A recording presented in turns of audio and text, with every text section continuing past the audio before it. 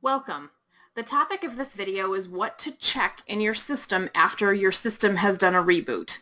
Now there are videos in this collection that show you how to do a reboot on SBC.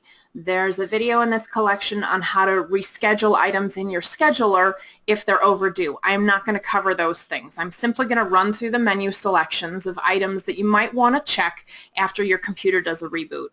Now your computer might do a reboot because Windows forced it, so in the middle of the day all of a sudden all of your tasks stop working because Windows decided to reboot your server. I'm hoping that that doesn't happen, but it does happen frequently. You may have forced a reboot. You may have had a power outage over the weekend. There could be a number of reasons that your system rebooted itself. So when your system reboots itself, first thing you want to do is run to the server and start your task 1 icon. Now if I click on my task 1 now, everything's already running. So it's actually going to start a new task number. It's going to be a random task number. Mine happens to be 29. Yours might be something in the 200s. But I just wanted to do that to make sure that it started up anything that hadn't started up when the task was originally clicked on. Now if you see a bunch of weird messages that pop up saying error, error, error, or you have employees come to you that say that they can't get their tasks to run, you're probably going to want to stop and reboot SBC one more time just to make sure that it comes up appropriately. So although I'm not necessarily going to go through all of this, I'll show you how to do that real quickly. I go to a prompt, MMI space AB equals all, press my enter key. It closes all of the tasks I didn't need, and as long as there's just one line of information at the top, which is the task I'm on, I'm going to type in exit. It's going to close my task, and then I can double click on task 1 again and bring that back up. So now what I want to do, you may have employees who see a screen like this. It's actually just because they didn't close this task and reopen it when this reboot happened. But if you were to get all these buttons out of the way, you would see that your cursor is just blinking on the password line. So if I type in my password, press my enter key, it'll take me right back in, and then I don't have any extra problems. So you may want to let your employees know that that might be an issue there. Okay, so when I come back into my system after it's been reboot for any reason, I want to make sure that a number of things are active or are running. So the first thing that I want to do is go to my V1 batch management. So I'm going to go into V, batch management, number 1, status of batch reports. I'm going to press my enter key here, and I want to make sure that this batch is active and that there's nothing in it. Or if there's anything in it, the date and time should be sometime after the current time of day it is right now. If the batch is inactive, if the batch is in error and it shouldn't be, or you're not sure what to do, please call SBC and we can walk you through how to fix this. I'm going to press my escape key and I'm going to go into number 2, my batch scheduling, and I want that to be active and the date of items to be sometime in the future. Now, in the case that the batch is inactive and that the dates are overdue, there's a video on how to reschedule those, or you can call SBC for help. But you don't want to come in and necessarily just activate this batch, because if you have items that are severely overdue, or if you had a virus of some sort and the time on your server down here in the lower right happens to have changed to 1996, you could make detrimental changes to your system by running your end of year reset a couple of times.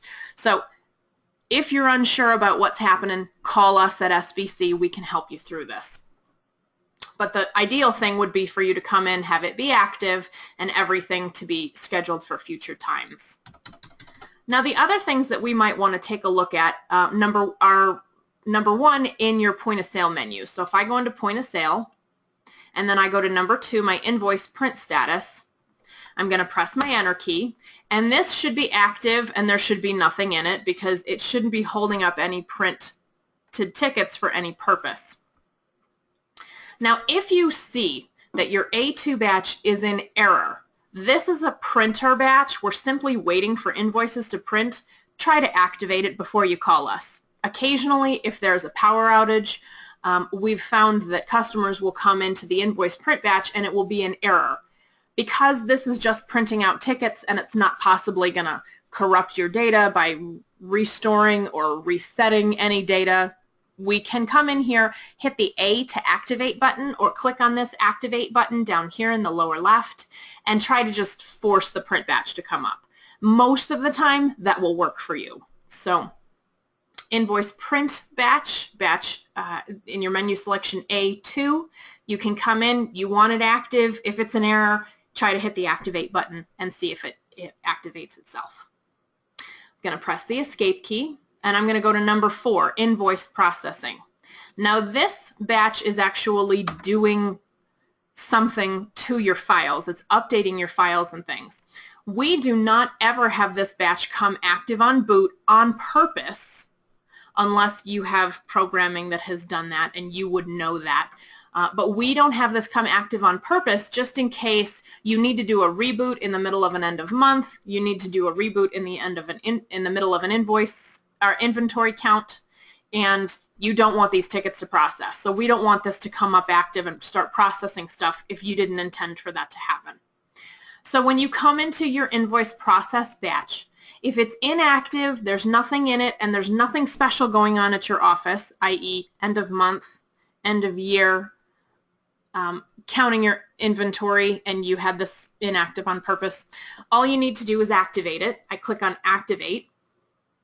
I press my enter key through the store, and then do I want to process my hold tickets? Those are F10 tickets only, yes or no. Typically the answer to this question is no. And then your batch comes up active. If there's a bunch of tickets sitting in here, ask around your office. See if someone has this inactive on purpose before you go ahead and activate it. But as I said, when you do an SBC reboot, this is almost always going to come up inactive, and you would need to come in and activate it. Now your employees will be getting a message at point of sale that says that their process batch is inactive. So they may bring this to your attention before you even realized it was still inactive. I'm going to press my escape key. Okay, one other place that I would check if I was maintaining a system is my communications through the internet. So we have a number of customers who have online websites that send tickets into the system, and to get to that menu selection you go into X, remote communications, 7, receive internet orders, and A, batch status. So X7A. When you press your enter key, you want this batch to come active on boot. You never want outside sales to be stopped for any reason. If you have your process batch on hold, that's totally fine.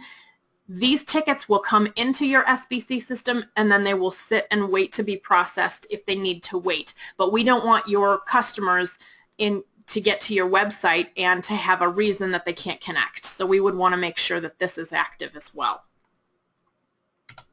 So there's really a list of places that you would want to check if you do a reboot, and this also depends on whether you have a website and things like that. But just to run through the list, A2, if I go into A2, that's my invoice print status. Make sure my print batches are active so that my tickets are printing.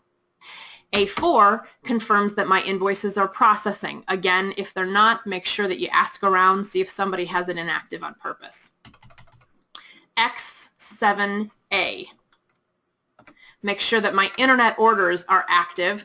My internet ordering batch is active so that my internet orders can come through without stopping or without being blocked.